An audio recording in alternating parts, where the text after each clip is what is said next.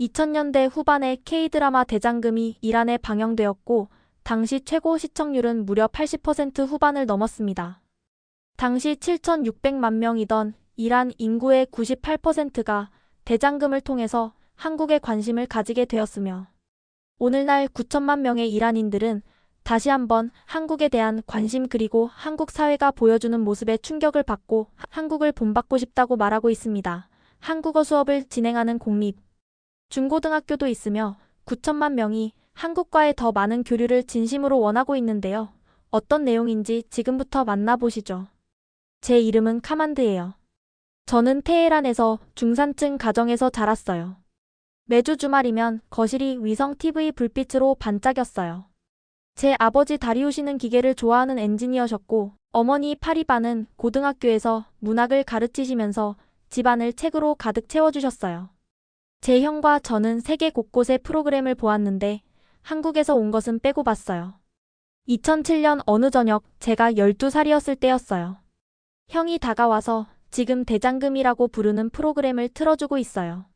라고 속삭였어요. 형 눈이 기대감으로 반짝이면서도 두려워 보였어요. 왜 무서워하는지 바로 알았어요. 외국 채널을 시청하면 우리 가족이 곤란에 처할 수도 있었거든요. 그럼에도 저는 눈을 떼지 못했어요. 저는 TV 장식장 유리문에 코를 대고 다가갔어요. 잠깐 동안인지 몇 초인지는 몰랐지만 성곽문이 붉은색과 초록색으로 화려하게 칠해진 모습이 보였어요. 화려한 한복을 입은 여인이 곶갈처럼 머리를 높이 묶고 있었어요. 부드러운 음악과 낮은 목소리로 낯선 언어가 흘러나왔어요. 가슴이 두근거려서 부모님이 들으실까봐 걱정될 정도였어요. 제 첫 생각은 여기가 어디지? 였어요. 두려움과 호기심이 함께 있었어요. 뒤로 물러나 보려 했지만 눈이 화면에 고정돼 버렸어요. 저는 그 궁궐뜰 안으로 걸어 들어가는 상상을 했어요. 매끈한 돌바닥을 밟으며 밤바람에 흔들리는 등불을 보았어요. 어떤 냄새가 날지 궁금했어요. 부엌에서 나는 김이었을까? 아니면 정원에 피어있는 꽃향기였을까요? 갑자기 채널이 평소 보던 뉴스 프로그램으로 돌아갔어요. 화려한 궁궐은 사라지고 거실은 다시 조용해졌어요. 형은 아무 말 없이 살짝 자리를 떠났어요. 저는 숨을 죽인 채 그대로 서 있었어요. 가슴속 어딘가에 뭔가가 끌리는 느낌이 있었어요. 작은 호기심의 씨앗 같았어요. 거의 아무것도 못 봤지만 벌써 그 숨겨진 세계가 그리웠어요. 왜 그렇게 강하게 끌렸는지 모르겠어요. 그저 간절한 설렘과 부드러운 신비로움이 공존하는 기분이었어요. 그 순간이 저를 완전히 바꿔놓았어요. 지금도 눈을 감으면 궁궐 담 너머로 펼쳐진 초록빛 언덕이 떠올라요. 음악 소리도 들려요. 그리고 어떤 위험이 있더라도 더 알고 싶었던 그 마음을 기억해요. 그 한 번의 궁궐 문스쳐봄 이후로 제 생활은 평소와 다름없이 흘러갔어요. 그러다가 갑자기 달라졌어요. 2008년에 우리 정부가 한국과의 모든 교역을 중단했어요. 어느 날 아침 저는 TV에서 아무 소리도 들리지 않는 걸 느꼈어요. 화려한 한복도 부드러운 음악도 대장금 속 속삭임도 전혀 없었어요.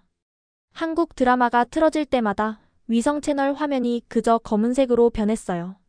처음에는 몇 주 정도일 거라고 생각했어요. 저는 기적이 일어나길 바라며 리모컨을 이리저리 눌러봤어요. 그런데 침묵은 몇 달, 그리고 몇 년으로 길어졌어요. 한때 전 세계 이야기가 가득했던 거실이 텅 빈 공간처럼 느껴졌어요. 결국 저희가 본 건 늘 똑같은 뉴스와 옛날 영화뿐이었어요. 학교에서 친구들은 마치 멀리 이사간 옛 친구를 그리워하듯 그리웠던 드라마 이야기를 나눴어요. 어떤 친구는 비밀 앱을 안다고 하고 다른 친구는 채팅방 속 링크를 알고 있다고 했어요. 저도 호기심이 들었지만 겁이 났어요. 부모님께서는 금지된 채널을 보면 처벌받을 수 있다고 경고하셨거든요. 그래도 2007년에 그 호기심이 매일 저를 조르고 있었어요. 집에서는 어머니께서 오랫동안 사용하지 않았던 한국산 전기밥솥을 꺼내 놓으시며 한국에서 좋은 물건을 살 수 있던 시절이 그리워요. 라고 조용히 말씀하셨어요. 아버지께서도 커피잔을 톡톡 두드리시며 고개를 끄덕이셨어요. 한때 믿을 만한 전화기와 튼튼한 컴퓨터가 한국에서 들어왔던 기억이 떠오르셨던 거예요. 어머니, 아버지께서도 저만큼 드라마를 그리워하셨던 것 같았어요. 그래서 저는 그리움을 공부와 책 속에 묻었어요. 낮에는 어머니의 소설을 읽고 저녁에는 아버지와 수학 문제를 풀었어요. 그런데 조용한 순간 침대에 누워 천장 선풍기를 바라볼 때면 뭔가 허전했어요. 다시 한번 궁궐 뜰을 상상했어요. 초록 언덕, 밤바람에 흔들리는 등불. 그 상상들은 제 마음속 비밀의 정원 같았어요. 가끔 형이랑 베란다에 앉아 도시 불빛을 바라보며 이야기를 나눴어요. 지금쯤 궁궐 문은 여전히 빨강빛일까? 우리가 한 번도 맛보지 못한 궁중. 음식은 아직도 같을까? 같은 질문을 수줍게 속삭였어요. 그 질문들은 마치 반짝이는 반딧불처럼 우리 사이에 떠다녔지만 잡을 수는 없었어요. 2023년이 되자 그 첫 장면을 본 지 벌써 15해가 지났어요. 저는 훌쩍 자라고 새로운 사실도 많이 배웠지만 시간이 어떻게 흘렀는지 모를 때도 많았어요. 그런데 한국이라는 말만 들어도 가슴이 다시 뛰었어요. 저는 단지 TV 프로그램을 그리워한 게 아니었어요. 이해하고 싶었던 또 다른 세상을 그리워했던 거였어요. 그리고 그 침묵의 시간은 이제 막 쓰이길 기다리는 새로운 장처럼 느껴졌어요. 2023년 8월 예상치 못한 일이 일어났어요. 저녁 식사 후 부모님 방에서 이상한 환호성이 들렸어요. 저는 서둘러 복도를 따라 내려가며 방 안을 엿보았어요. 아버지는 라디오 앞에 앉아 빠르고 신나게 다이얼을 돌리고 있었고 어머니는 그의 옆에서 그의 어깨에 손을 올리고 서 있었어요. 제재가 해제됐어요. 아버지가 떨리는 목소리로 말했어요. 우리는 다시 한국과 거래할 수 있어요. 저는 가슴이 탁 튀어나오는 기분이었어요. 저는 가슴이 뛰는 느낌을 받았어요. 마치 작은 새가 날려고 하는 것처럼요. 수년 동안 침묵 속에서 살아왔어요. 한국 드라마도 한국 제품도 없었죠. 그런데 갑자기 모든 게 다 열려버린 것 같았어요. 그날 밤 저는 소파 끝에 앉아 리모컨을 보물처럼 들고 있었어요. 제 동생이 옆에 앉아 반짝이는 눈으로 기다리고 있었죠. 정확히 8시에 텔레비전이 켜지며 태종 이방원이라는 새로운 드라마가 소개되었어요. 2023년 8월에 뜻밖의 일이 있었어요. 어느 날 저녁 식사를 마치고 나서 부모님 방에서 이상한 환호 소리가 들렸어요. 저는 급히 복도를 달려가서 문틈으로 살짝 들여다봤어요. 아버지는 라디오 앞에 몸을 숙인 채 다이얼을 신나게 돌리고 계셨고 어머니는 옆에서 손을 살포시 아버지 어깨에 얹고 계셨어요. 제재가 해제됐어요. 다시 한국과 교역할 수 있어요. 아버지는 떨리는 목소리로 말씀하셨고 저는 심장이 덜컥 뛰었어요.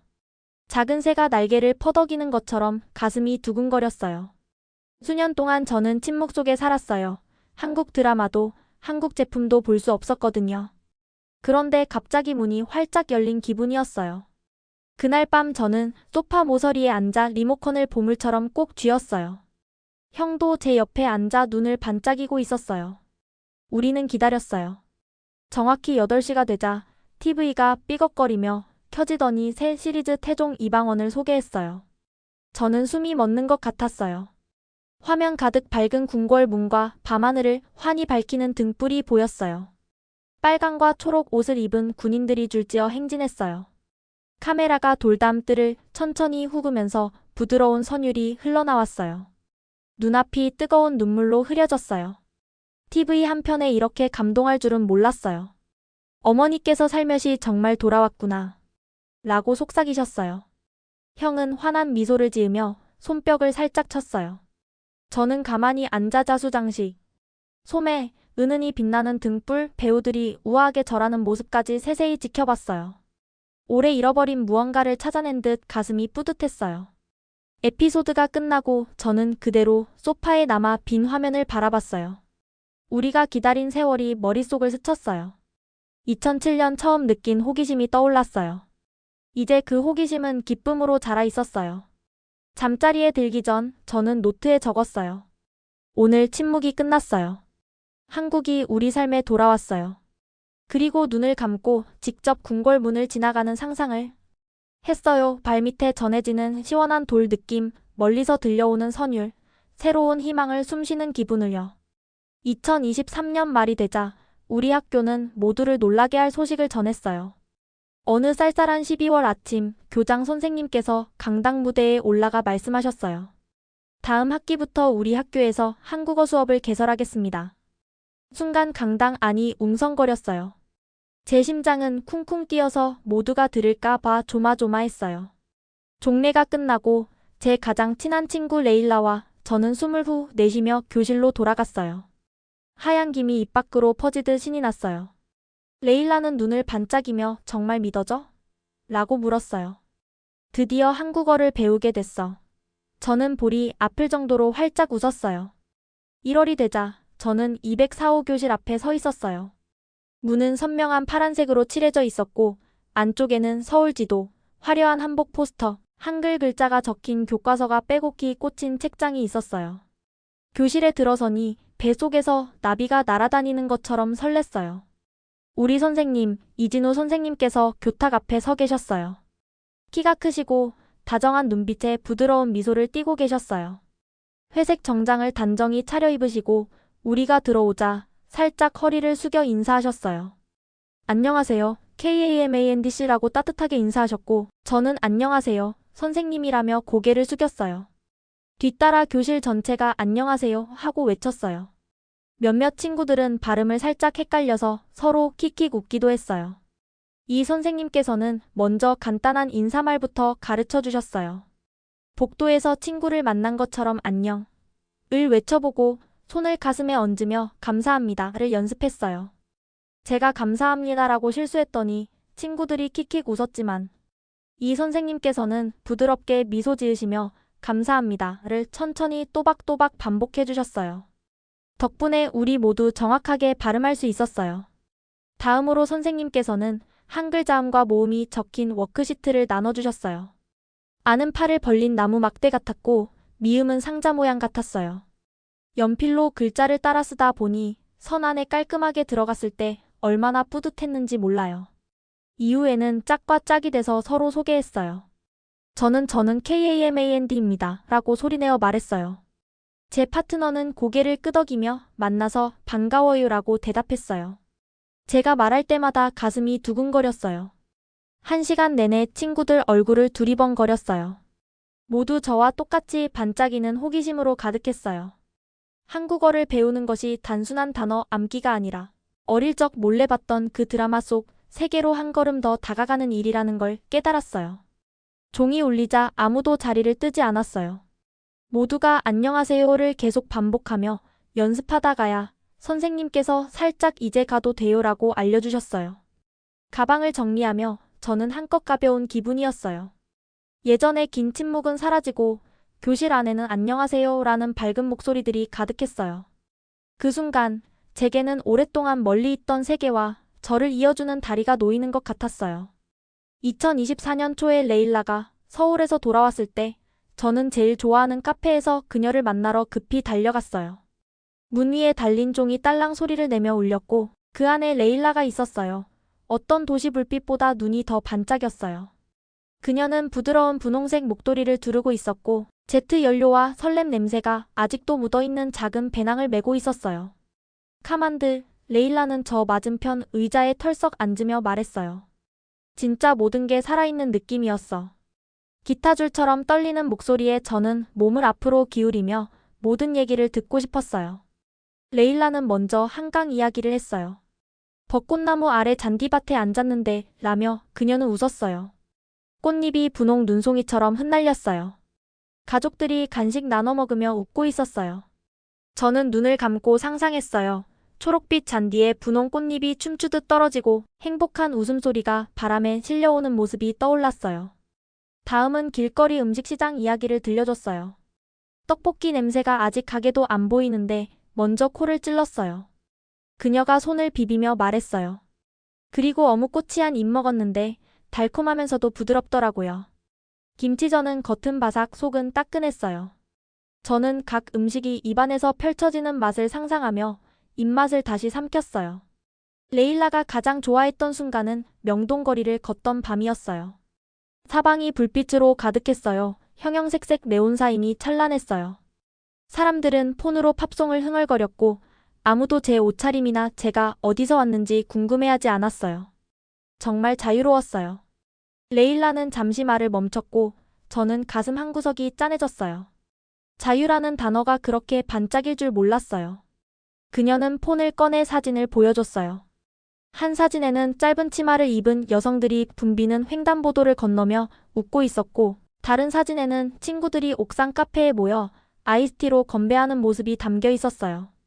저는 부러움과 동시에 희망이 솟구치는 걸 느꼈어요. 다음번엔 꼭 같이 와, 레일라는 따뜻한 눈빛으로 말했어요. 우리 함께 한국어 배우고 길거리 음식도 먹고 궁궐도 탐방하자.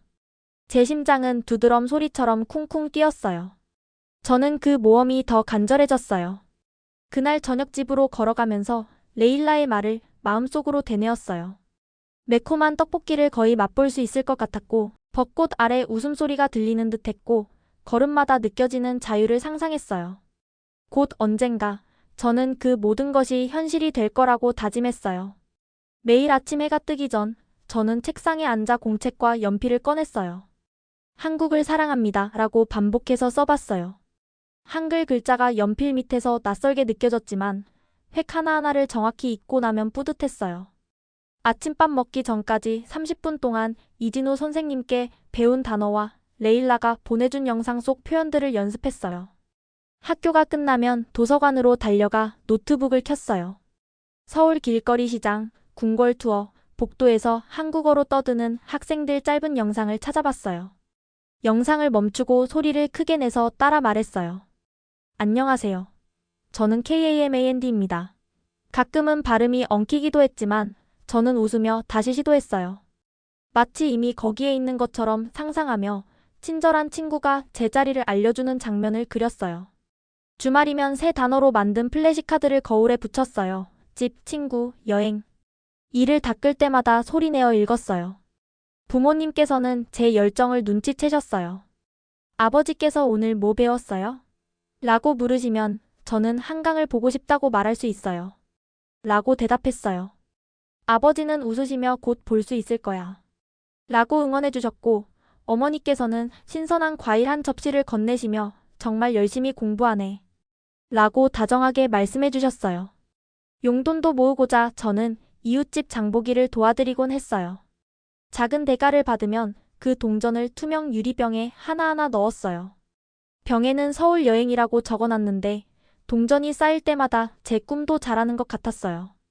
가끔은 이 돈으로도 부족할까 걱정됐지만 2007년에 몰래 본 궁궐문, 레일라가 묘사한 벚꽃, 그리고 이진우 선생님의 우아한 저를 떠올리면 다시 희망이 솟았어요. 밤에 잠들기 전 저는 눈을 감고 인천공항에 도착한 모습을 상상했어요. 커다란 유리문이 열리고 제가 작은 여행 가방을 끌고 나왔어요. 시원한 공기가 코끝을 스치고 거의 알아들을 수 있는 한국어 안내 방송이 들렸어요. 강남 테헤랄로를 걸으며 네온사인이 포장도로에 반사되는 장면도 떠올렸어요. 그리고 궁궐 뜰을 거닐며 매콤하고 달콤한 떡볶이를 처음 맛보는 순간을 생각했어요. 길이 순탄하지만은 않을 거라는 걸 잘 알고 있어요. 계속 열심히 공부하고 한 푼 한 푼 모으며 스스로를 믿어야 해요. 하지만 매일 아침 한글을 쓰면서 왜 시작했지? 를 스스로에게 상기시켰어요. 한국에 대한 초반의 두려움은 이제 존경과 사랑으로 바뀌었어요. 저는 더 이상 TV 화면 너머로 기웃거리던 소년이 아니에요. 새로운 세계로 가는 다리를 놓는 학생이 되었어요. 언젠가 곧 저는 그 다리를 직접 건널 거예요. 그리고 그때 제 마음은 그동안 간직해온 모든 이야기로 가득 차 있을 거예요.